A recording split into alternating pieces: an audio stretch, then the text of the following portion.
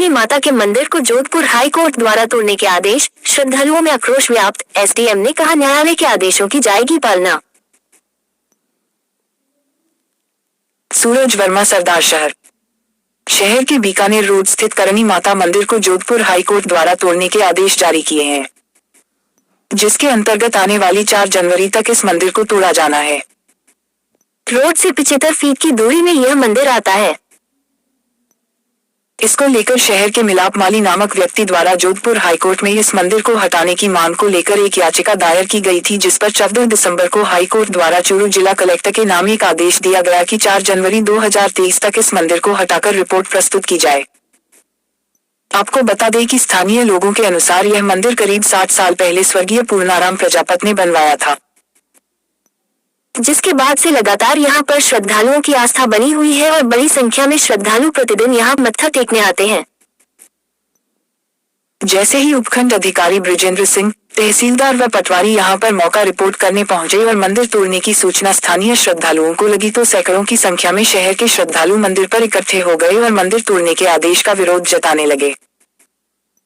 मंदिर तोड़ने की सूचना पूरे शहर में आग की तरह फैल गई और धीरे धीरे शहरवासी यहां पर जुटने शुरू हो गए। शहर के बुधाराम प्रजापत ने बताया कि इस मंदिर को बने हुए 60 साल से ज्यादा हो चुके हैं और सैकड़ों श्रद्धालुओं की इस मंदिर के प्रति आस्था है। उन्होंने कहा कि कुछ भी हो जाए इस मंदिर की एक ईंट तक को यहां से नहीं हटाने देंगे। शहर के हरिराम सैनी ने बताया कि इस मंदिर से 1 किलोमीटर स्थित इसी सड़क पर काफी मंदिर हैं, जो 75 फीट की दूरी के दायरे में आते हैं, लेकिन उन मंदिरों को न हटाकर सिर्फ इसी मंदिर को हटाया जा रहा है। चाहे कुछ भी हो जाए हम इस मंदिर को यहाँ से नहीं हटाने देंगे। हाईकोर्ट के इस आदेश से हमारी आस्था को ठेस पहुंची है।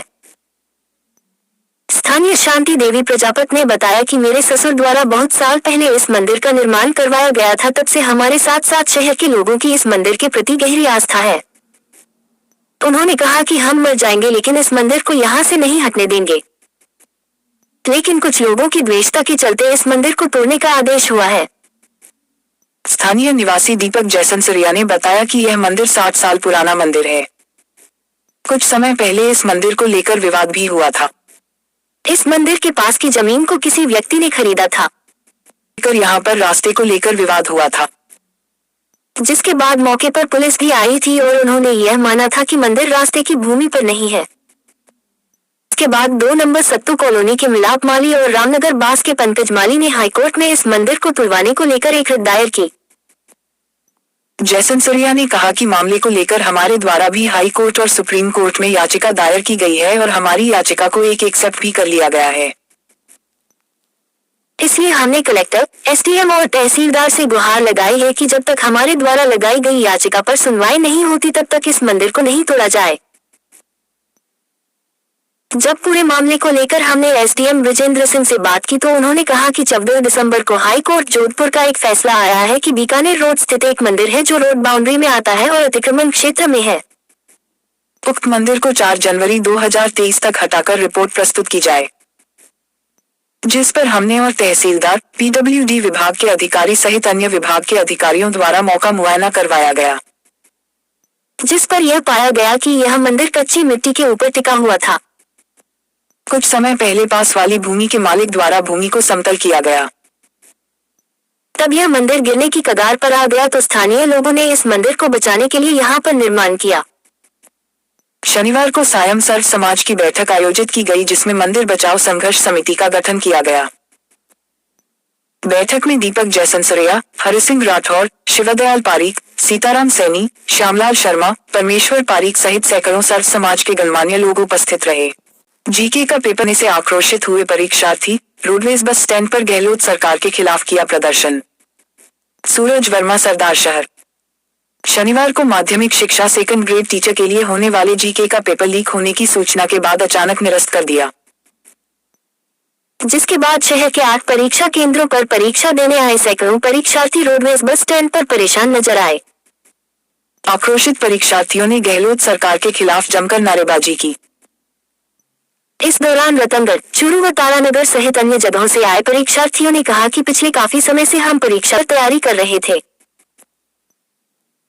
जैसे ही सुबह परीक्षा देने गए और लगभग 70 से 80 प्रश्नों के उत्तर हल कर दिए तभी हमें कहा गया कि ये पेपर लीक हो गया है, जिस कारण इस पेपर को रद्द किया जाता है और हमें तुरंत परीक्षा केंद्र से बाहर भेज दिया। परीक्षार्थियों ने बताया कि राज्य में बार बार पेपर लीक होना राज्य सरकार की नाकामी दर्शाती है। सरकार द्वारा पेपर लीक करने वालों के खिलाफ सख्ती से कार्रवाई नहीं की जाती, जिससे बार बार ऐसे मामले सामने आ रहे हैं। ऐसे में क्या उम्मीद करें कि हमारी नौकरी लग पाएगी। परीक्षार्थी उमेश इंदौरिया ने कहा कि गहलोत सरकार के शासनकाल में जिस तरह से शराब बिकती है उसी तरह से पेपर बिक रहे हैं और जिस तरह से आईपीएल में खिलाड़ियों की बोली लगती है उसी तरह से पेपरों की भी बोली लग रही है। परीक्षार्थियों ने कहा कि घने कोहरे और कड़ाके की ठंड के बीच हम परीक्षा देने पहुंचे थे, लेकिन पेपर लीक होने से हमारे सारे अरमानों पर पानी फिर गया। पेपर लीक की सूचना के बाद परीक्षार्थी निराश होकर वापस रोडवेज बस स्टैंड पहुंचे और गहलोत सरकार के खिलाफ जमकर नारेबाजी करते हुए हताश होकर अपने घरों को वापस लौट गए। मेरा नाम विकास शर्मा है और मैं तारानगर से हूँ। मैं अभी रतनगढ़ एग्ज़ाम देने के लिए गया था, सेकंड ग्रेड का, जीके का फर्स्ट का। हमारा पेपर आज 24 तारीख को था। कल 23 तारीख को हम लोग रतनगढ़ गए थे। रात को वहीं पे धर्मशाला में रुके थे। सर्दी का मौसम आप सब लोग देख रहे हो, दिसंबर का महीना है। हम लोग तैयारी करके गए थे। पिछले 1 साल से हम लोग तैयारी कर रहे हैं। जब पिछला रीट का भी एग्ज़ाम रद्द हुआ था उसके बाद में हमें सूचना मिली थी कि सेकंड ग्रेड का एग्ज़ाम आ रहा है। तो हम पिछले 1 साल से तैयारी में लग चुके थे। हमने 10-12 हज़ार रुपये की कोचिंग भी की है, 1 साल का टाइम भी खपाया है और उसके बाद में आकर देखते हैं तो पेपर लीक हो चुका है। अब ऑफिशियल तो पता नहीं है कि ये किस वजह से हुआ है, ये तो थोड़ी देर बाद में पता चलेगा, कल तक। लेकिन जो भी हुआ है वो तो गलत हुआ है। काफ़ी अभ्यर्थी है, ये जो सेकंड ग्रेड की भर्ती हुई है ये पिछले 5 साल में अब की बार हुई है। जैसे 4 साल में पिछली भर्ती 2018 में हुई थी, तो 4-4, 5-5 साल से वैकेंसी आ रही हैं और उसके बाद में वैकेंसी रद्द हो जाती है। तो ये थोड़ा सा निराशाजनक है। क्या गुजरती होगी ऐसे में परीक्षार्थियों को? परीक्षार्थियों को मानसिक तौर पर दबाव झेलना पड़ता है, क्योंकि पिछले 4 साल से वैकेंसी नहीं आई हुई है और उसके बाद में तैयारी कर रहे हैं और फिर इस प्रकार से पेपर निरस्त हो जाता है। तो ये काफ़ी बुरा है, एक पीड़ादायक है और सरकार इसमें जितनी त्वरित कार्रवाई करे वो ज़्यादा बेहतर है। और जिन्होंने भी ये पेपर लीक किया, चाहे वो स्टूडेंट हो या फिर सरकारी कर्मचारी हो, उनके खिलाफ में सख्त एक्शन होना चाहिए। ऐसा नहीं कि एक बार निरस्त किया वापस उसे नौकरी पे ले लिया, ये गलत बात है।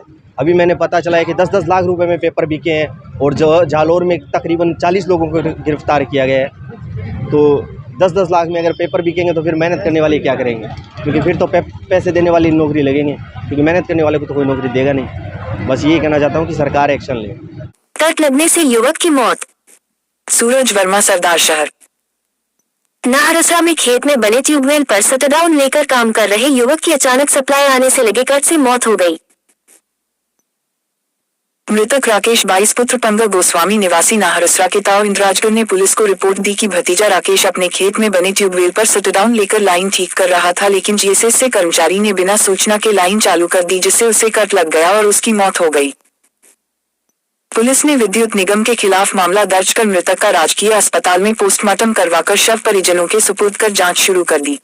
ट्रेड यूनियन ने चेयरमैन को ज्ञापन देकर बस स्टैंड की व्यवस्थाओं में सुधार करने की मांग की। सूरज वर्मा, सरदार शहर। शहर के कच्चा बस स्टैंड रेडी यूनियन के बैनर तले यूनियन के अध्यक्ष चंपालाल राकसिया के नेतृत्व में कच्चा बस स्टैंड की व्यवस्थाओं में सुधार करने के लिए नगर पालिका चेयरमैन राजकरण चौधरी को ज्ञापन देकर व्यवस्थाओं में सुधार करवाने की मांग की है। ज्ञापन में बताया कि 10 सितंबर को नगर पालिका द्वारा कच्चा बस स्टैंड को सुव्यवस्थित कर सभी रेडी वालों को प्लेट नंबर देकर रेडी वालों को एक पंक्ति में नियमों के साथ सुव्यवस्थित किया गया था, लेकिन इन दिनों सैकड़ों नए ठेले वाले जबरदस्ती बस स्टैंड के अंदर घुस गए व अपनी मनमर्जी से अपने ठेले लगाकर बस स्टैंड की व्यवस्थाओं को भंग करते हुए ट्रैफिक जाम कर रहे हैं। हमारी मांग है कि 2 दिनों के अंदर सभी फर्जी रेडी वालों को बस स्टैंड से बाहर निकाले व बस स्टैंड की व्यवस्थाओं में सुधार करें, अन्यथा मजबूरन होकर रेडी यूनियन वालों को अनिश्चितकालीन धरने पर बैठना पड़ेगा। चेयरमैन राजकरण चौधरी ने बताया कि रेडी यूनियन के कार्यकर्ताओं की शिकायत मिली है, जिस पर तुरंत संज्ञान लेकर कच्चा बस स्टैंड की व्यवस्थाओं में सुधार करने का प्रयास किया जाएगा। ज्ञापन देने वालों में पप्पूराम मीणा, राजकुमार पुनिया, रतनलाल माली, हंसराज भाट, चंद्रप्रकाश सैनी, नंदलाल माली, खालिद सब्जी फरोज, कालू शर्मा सहित अनेक रेडी यूनियन के कार्यकर्ता उपस्थित थे। पेंशनर समाज द्वारा वरिष्ठ पेंशनरों का सम्मान व वार्षिक सम्मेलन आज। सूरज वर्मा, सरदार शहर। पेंशनर समाज द्वारा वरिष्ठ पेंशनरों का सम्मान व वार्षिक सम्मेलन 25 रविवार को पेंशनर भवन में 11 बजे आयोजित किया जाएगा। सम्मेलन के मुख्य वक्ता राजस्थान पेंशनर समाज के महामंत्री किशन शर्मा एवं नगरपालिका अध्यक्ष राजकरण चौधरी मुख्य अतिथि, चूरू जिलाध्यक्ष बिरजू सिंह राठौर व उपखंड अधिकारी विशिष्ट अतिथि होंगे।